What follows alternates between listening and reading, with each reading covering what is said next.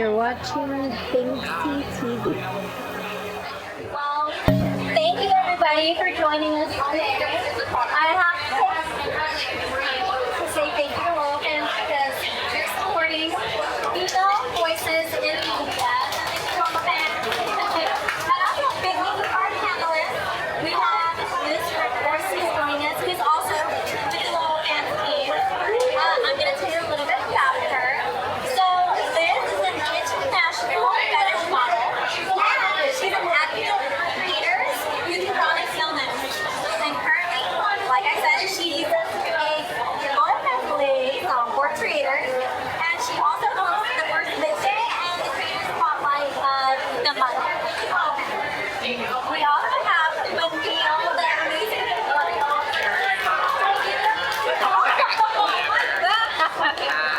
Vanniall is an award-winning performer and producer working out of New York City, as well as her property out in Western Massachusetts. And in addition to Vanniall, she also co-hosts, this is super fun, congratulations on this, Chatterbait's Sex Show podcast. She also has recently launched her own multimedia platform, a lifestyle series, Vanniall.tv, on OFTV, and on YouTube. So check her out. And then we have the amazing, the veteran here, Marina Valmont. She is from Toronto. And she is a news anchor who's been in naked news for 15 years. Marina, I guess her specialty is international events, bringing experience and charisma, tons of charisma, you already know that. Yeah. And also just a seasoned voice of entertainment all year round. So let's give it up for her. If y'all have any questions, we're going to have a couple minutes for y'all to go for the after. Guys. We're going to be talking a little bit about from female perspective and experience. And we also will be talking a little bit about some of the obstacles that we go through and our personal brand, which I'm excited to talk about. So, let's get to it, guys. I do want to start with asking Vanniall how you got started in the industry and how that transitioned from being a creator to an entrepreneur was. Wow. I got started in the industry pretty much on my 18th birthday. I was already transitioning at the time, but I lived in rural South Carolina, so there was not much opportunity for me to feel sexy in my trans body. So I found Chatterbait.com, and it seemed like a cute thing. So on my 18th birthday, I just went online. I made like 100 tokens. I was like, oh my god, I'm fucking rich. I thought it was like a $1 to $1. I was like, this is so easy. And yeah, no, it wasn't, but it was also a lot of fun, and I had a good time doing it. And I started going on Tumblr and selling some pics on Tumblr, as well as just regular news and things like that. And eventually, I just kind of snowballed into my own thing.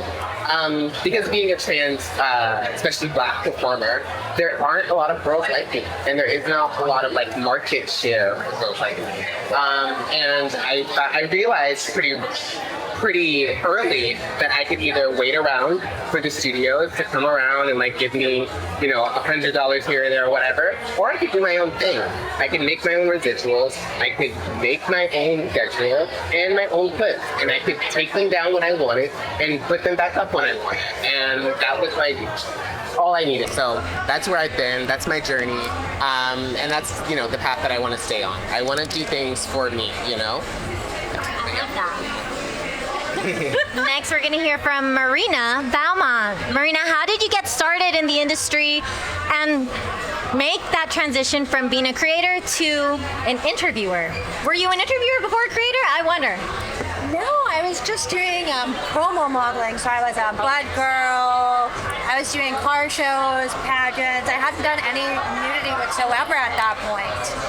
And then I heard that Naked News was auditioning. And at first I was really apprehensive to do the nudity. But then I'm like, you know what? This is going to be a really fun, amazing job. So I tried out, I auditioned, and then I got hired as a news anchor.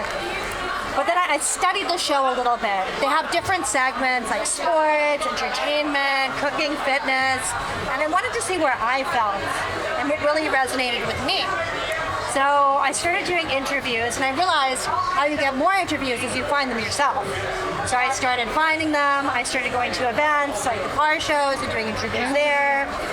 And yeah, it was something that really worked with my personality. I really enjoyed it. I was good at it. Yeah, I made it my thing. And then I started getting into production and doing trips and events like this. And then it just snowballed over the past 15 years. And now I have my own production company. I still work with Naked News, of course. And it's my greatest passion. I love it. Thank you. Next, we have Liz River. Liz, please talk to us a little bit about the same question. How was your transition from being a creator to turning into an interviewer? This is actually such an interesting question. I was thinking about this last night, preparing for this, and I realized that my history in journalism actually goes back farther than I was even imagining. My mother, who was a single mom, she raised me by herself, and she graduated with a degree in journalism when I was in junior high. Wow. And this actually painted my entire experience, I realized. I had my first article published in a local newspaper when I was like in 8th grade. So my journalism precedes my identity as a creator. She then went on to work for a news station, a radio news station, and she was actually the woman who did the, so there's a thing called like a call, and so it was like, Rock 107, like ZWB, and so she, and they needed a woman to come in and go, oh, because that was the end, that was like the last letter. So my mother predates me as like also a sex symbol in our community. Wow. Wow. It's so, yes, yeah, and she was also a fetish model for a while, so. You're in your mom's footsteps. Isn't it crazy? Yes, and one of my daughters also, so we all do the same thing, but it's a legacy situation, which is kind of wild. And so now, of course, for the last 20 years have specialized in fetish content. I'm known as Cosmopolitan, called me the Queen of Crying, which that was so flattering. The Queen of anything. I'll be the Queen of whatever you say I am. Yes, Queen. Yes. And ever since then, I've been working for Loyalfans, and now I get to host these two shows, the First Wednesday as well as the Spotlight Creator of the Month. So it's been a wonderful opportunity. I get to write articles sometimes as well. I love writing. It's one of my favorite things about shooting clips still to this day is to be able to write those descriptions. So I write a little bit for ASN Magazine as well. So it's been a really great time. I'm thrilled to be here. I feel like I am in the company of just amazing giants of the industry, and I'm so flattered to be included, honestly. We are all in, I feel like. I'm serious. This feels like Mount Rushmore, and I'm just looking up. No. Carve yourself in there, girl. Okay, so the next question I want to talk about is about the people that you work with. What is it like finding a co-host or even guests to interview? Are there certain things that you look for, and what are some of the difficulties with finding the people you want to interview? Let's start with Vanniall. Totally. So there is a small problem usually when it comes to interviewing people in the industry, in that there are just a lot more non-LGBT people in the industry than there are LGBT. And that's not necessarily a problem, but it does create this skewed idea that, one is more deserving than the other. And when I, went to Chatterbait with Sex Tales, when they wanted me to do Sex Tales, I was like, okay, fine, but I need at least one, actually, you know what? I need at least 2 trans episodes on this podcast. There's a season. There's no way that I, as a trans creator, can like, you know, smile in people's faces and like not share a bit of that pie with my other LGBT community. You know what I mean? And so I really felt like it was my responsibility to kind of like bring up people that are often overshadowed, you know, overlooked. Because I was once one of those people that I felt, you know, overlooked. And it's nice to like shine a light on people and say, look, they're cool too, you know? So yeah, I really try to make sure that I, you know, get the cool hip people, but I also make sure to get the, you know, the little guys, the marginalized community that doesn't always get a say, but has just as much of a say as anyone else. So yeah. Marina. I don't usually have co-hosts, but when I do, they're usually a naked news anchor, depending on availability.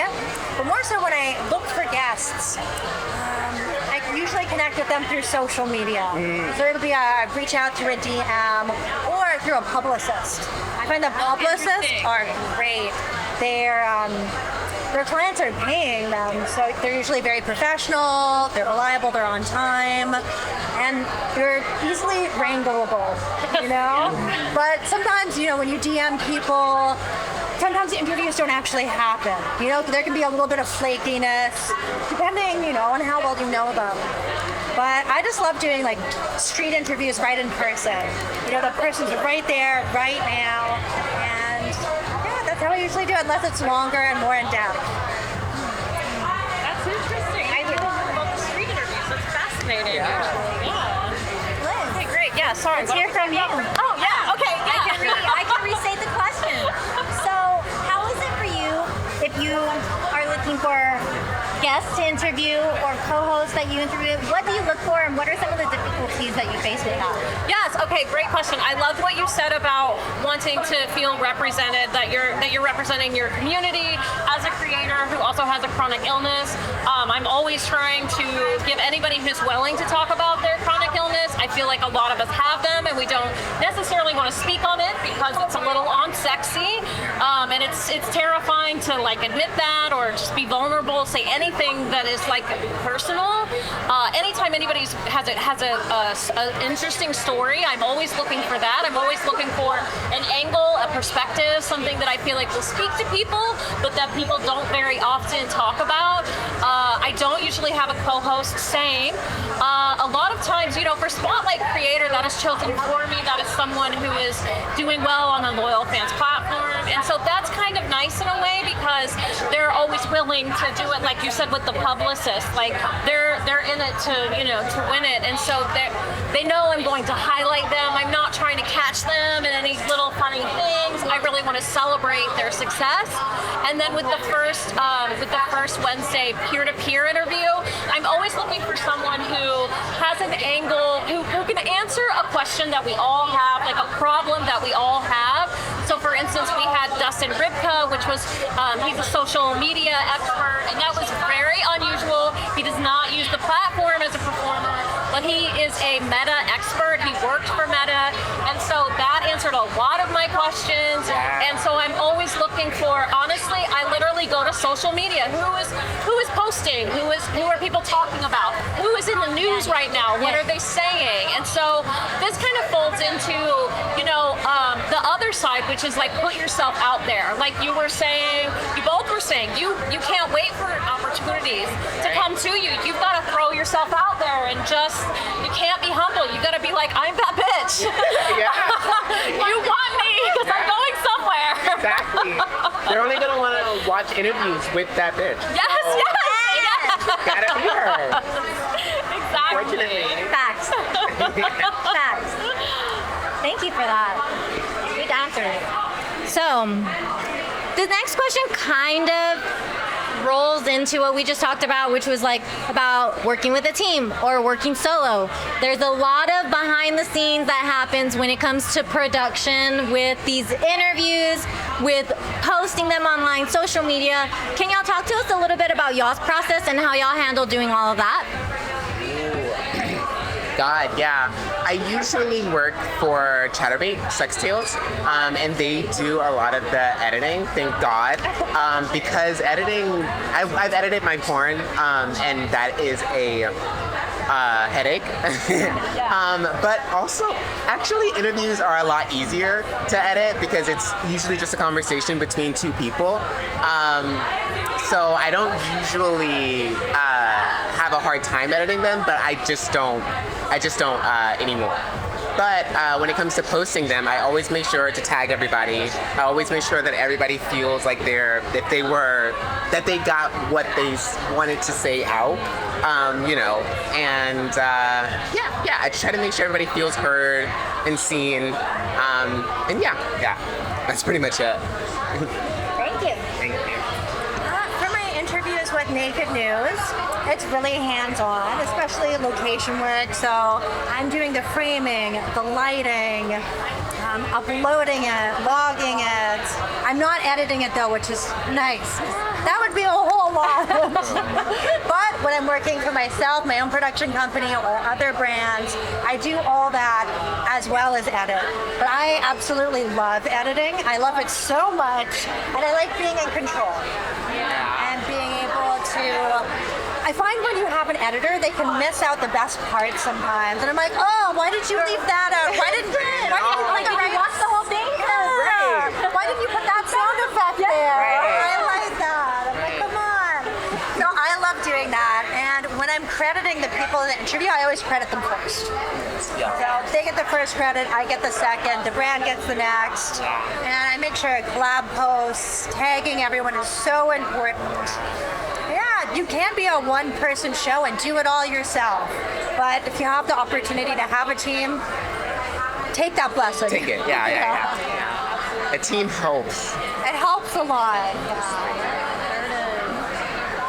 We know all about that. Liz, can you tell us a little bit about you and how you work with getting all of your content out? Sure. So right now I have these two shows that are on Loyalfans. So in that way I am very lucky. I have someone else editing as well. But you're right. Just like both of you said, it is a double-edged sword. I can control the lighting a little bit on my end, the sound, things like that. It's actually recorded through a Zoom meeting. So there are some deficits to it, but there are a lot of positives of things that I can control.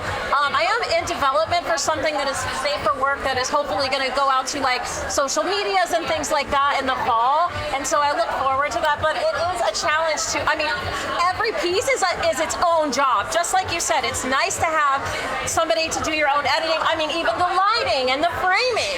It is nice to have somebody else to do something because each of those is a job. And if you think about how expensive it is to pay someone to do every single one of those jobs, and then you do it, you're steal. Whatever the price is, steal. It's a bargain, right? So that's pretty much what I've been doing at Loyalfans as well, and I look forward to my future projects on the mainstream. Yay! Yeah. And we can't wait to see more of them. I'm excited. So the last question I want to ask before we kind of get into questions that anybody might have. If anybody have questions? Yeah? No? Questions? Yeah? Do you want to? Oh, we can ask it now and then we'll. Yeah, let's Here, yeah, go ahead. Maria, what was your favorite episode of Naked News that you did? So we had the opportunity to cover a few different events going on in Amsterdam. And it was one of my first trips to Europe, so I was so excited. We had the whole itinerary planned out. And it was a live sex theater. Now, Casa Rosso. So we're not actually allowed to show like live sex, but we interviewed the performers and we got a bit of the stage performance, and that was like the most amazing time being in that kind of environment, giving a spotlight on the performers to share how much it meant to them and just the history of it. Actually, a year or so ago, the owner of it died and I got to interview him. Wow. Oh yeah, going back and finding out he passed away was so sad.